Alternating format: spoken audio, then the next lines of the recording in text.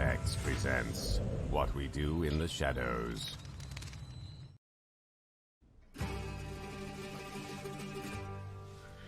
It's nightfall. The job of a vampire's familiar is not an easy one. It's very dangerous. I mean, they are vampires after all.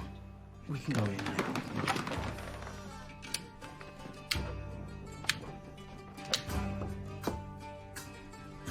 Good evening, Master. Guillermo? Yes, sir. Is that you? Yes, Master. Okay. Okay, Master. It's time to rise. Okay.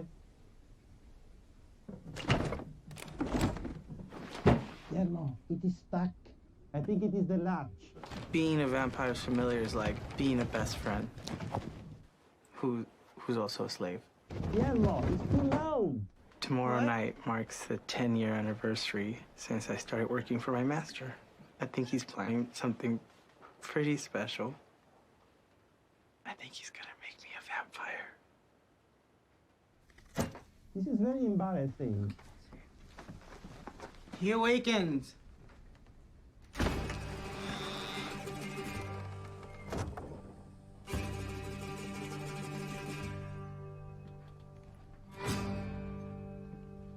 Very cool, Master. Very scary. Thank you. Everyone, Nadja, Laszlo. Yeah. Yes? Can you come downstairs for a second, please? Thank you, Laszlo. In your own time, Nadja.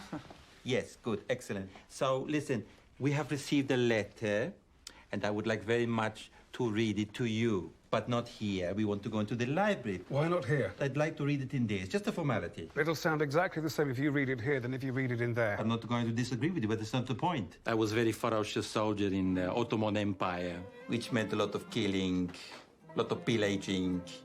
People would say, please, don't pillage me. And I would say, no, I'm pillaging everyone, you included. I was relentless. They would call me Nandor the Relentless, because I just never relent. So I'd like very much for us to go into there, please. Just a formality. Come on, please. It's just a formality. You could have read it by now. Just a formality, okay? Look, it's not even that far. Come on, please. Fuck this, fine. Thank you, Laszlo. It's just a formality, please, Nadja. Just a formality. Thank you. Guillermo, the door. It wasn't so bad, was it? Now, before we go into the reading of the letter, I wanted to talk about general hygiene in the cell. Last night, there were all these people down there shouting and screaming, half drunk. Well, where did they find the alcohol? No, they were half drunk.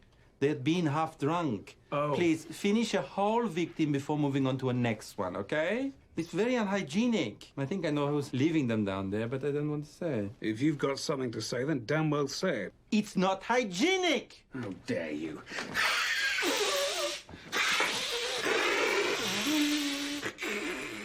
The problems with living with other vampires are the vampires I have chosen to stay with. Nandor is like a big turkey, just walking around trying to control everything on the farm. And Laszlo is my big, crazy, wild bear, and we love to chase each other around the house. I want to fucking kill you! We have a great time together. I was the most handsome man in our village. His village was very badly affected by leprosy and the plague. That's true. And I myself did contract leprosy, but I was quite lucky because it couldn't be seen. It was only one part of my anatomy. Well, I can see it. Anyway, one night I was awoken by this horrible clawing at the window, and I thought, who the hell is that? Because I live on the 3rd floor. So I went to investigate it. I threw back the curtain when I saw the most beautiful woman I had ever seen. But she was gripping the window and she was clawing at the glass. I was hypnotized, I used hypnosis on him. which I found out later. Anyway, obviously I invited her in. We were about to make love when she turned into this hideous, leathery bat thing.